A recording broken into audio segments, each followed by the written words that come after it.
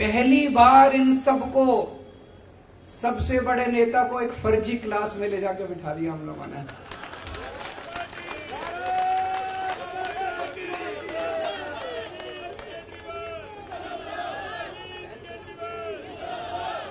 वो पता नहीं असली स्कूल में गए कि नहीं गए, लेकिन इस जिंदगी में उनको एक दिन असली स्कूल में भी भेजेंगे।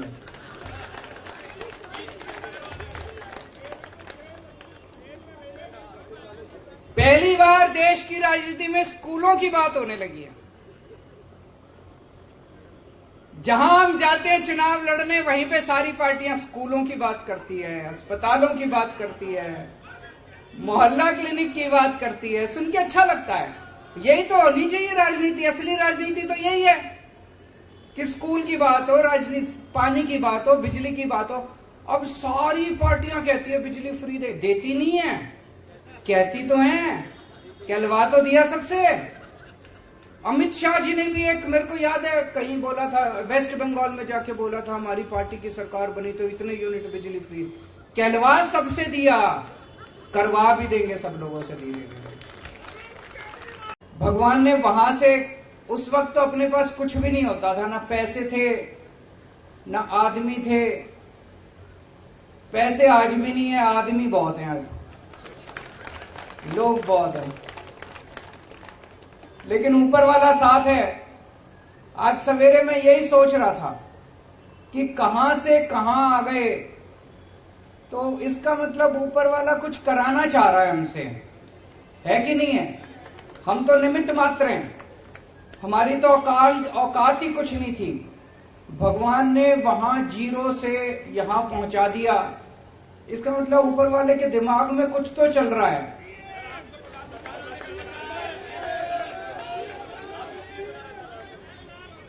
ऊपर वाला कुछ तो हमसे, देश के लिए कुछ तो कराना चाह रहा है।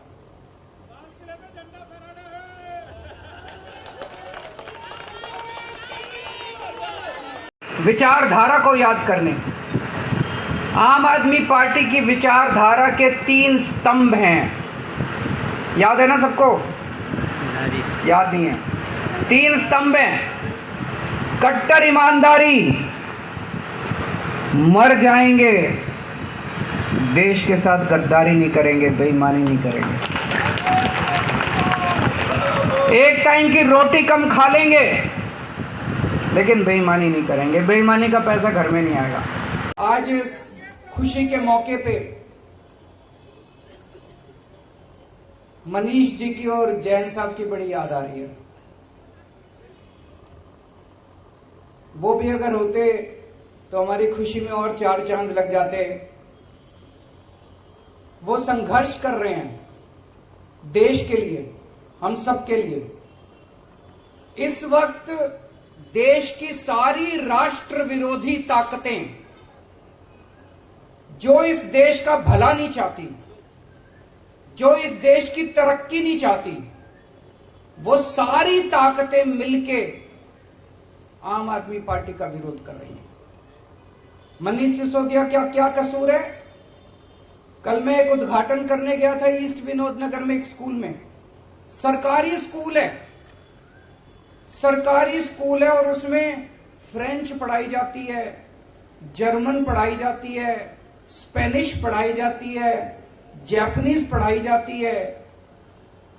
मेरी पढ़ाई हिसार के सबसे बड़े प्राइवेट स्कूल में हुई थी।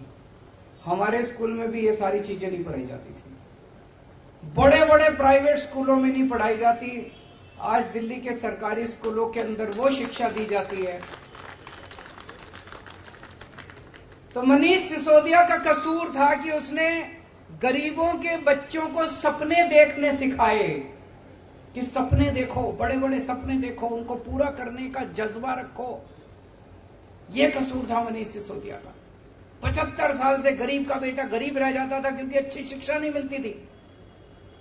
उनको उसने सपने दिए, उनके सपनों को उसने पर दिए, और ये सारी राष्ट्र विरोधी ताकतों ने मिलकर मनीष सिसोदिया को जेल के अंदर डाल लिया। जैन साहब का क्या कसूर था?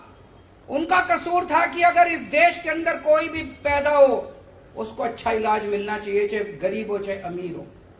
गरीब आदमी हो तो इसका मतलब यह नहीं कि वो रुलेगा, वो कॉरिडोर में पड़ा रहेगा, उसको दवाई नहीं मिलेगी, उसको इलाज नहीं होगा।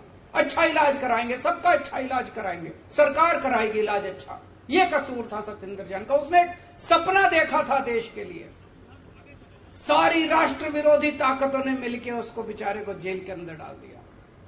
लेकिन बेचारा नहीं है, वो भगत सिंह का चेला है।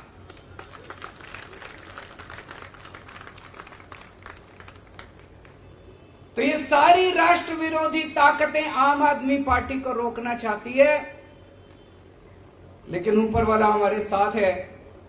किसी की हिम्मत नहीं है। मैं हमेशा कहता हूं, no one can stop the idea whose time has come. एक बारी और सब लोगों को याद दिला दूं, कई बार बोल चुका हूं, हम लोग आम आदमी पार्टी में मरने मिटने के लिए, देश के लिए आए हैं।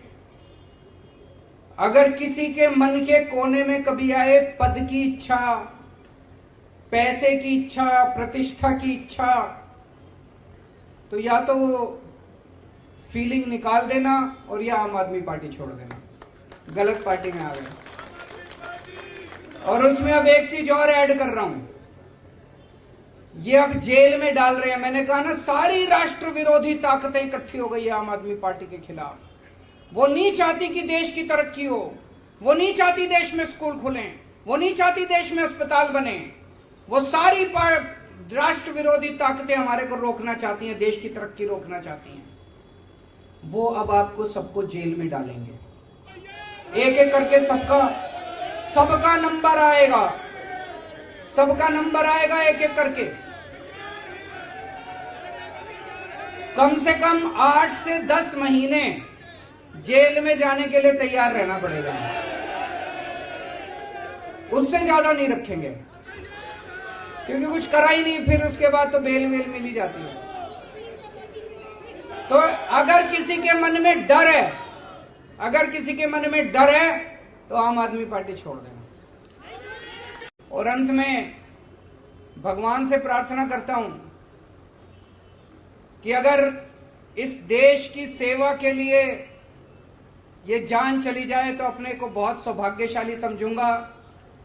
इस शरीर का कतरा कतरा, मेरे शरीर के खून का कतरा कतरा इस देश के लिए अगर शहीद हो जाए तो अपने आप को बहुत सौभाग्यशाली समझूंगा।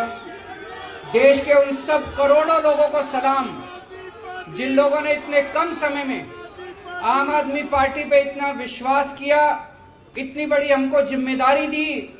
राष्ट्रीय पार्टी बनने की जिम्मेदारी कोई छोटी जिम्मेदारी नहीं है, बहुत बड़ी जिम्मेदारी है। ऊपर वाले से प्रार्थना करता हूं कि ये जिम्मेदारी पूरी ईमानदारी और निष्ठा के साथ हम लोग पूरी कर पाएं, ऐसा हमें ताकत दें, हमें सद्बुद्धि दें। बहुत बहुत शुक्रिया। भारत माता की। गजब ही हो गया, अद्भुत, चमत्कार, अकल्पनीय। ऐसे लगता है जैसे कल का ही दिन था। 10 - 10 साल पहले 26 नवंबर 2012 को हमारी पार्टी बनी। तब तो किसी ने सोचा भी नहीं था कि एक एमएलए भी बन पाएगा। ये भी उम्मीद नहीं थी कि एक एमएलए बनेगा। और आज 10 - 10.5 साल के अंदर आम आदमी पार्टी देश की राष्ट्रीय पार्टी बन गई है। 1300 से ज्यादा पार्टियां हैं देश में। पूरे देश में 1300 से ज्यादा पार्टियां, और उनमें केवल 6 पार्टियां राष्ट्रीय पार्टियां हैं। और उन 6 में से केवल 3 पार्टियां हैं जिनकी एक या एक से ज्यादा राज्यों के अंदर सरकारें हैं। उन 3 में आम आदमी पार्टी आती है, बीजेपी, कांग्रेस, आम आदमी पार्टी। तो सबसे पहले मैं सभी कार्यकर्ताओं को तहे दिल से बहुत बहुत बधाई देता हूं। सभी सपोर्टर्स को, हमारे शुभचिंतकों को, हमारे वोटर्स को,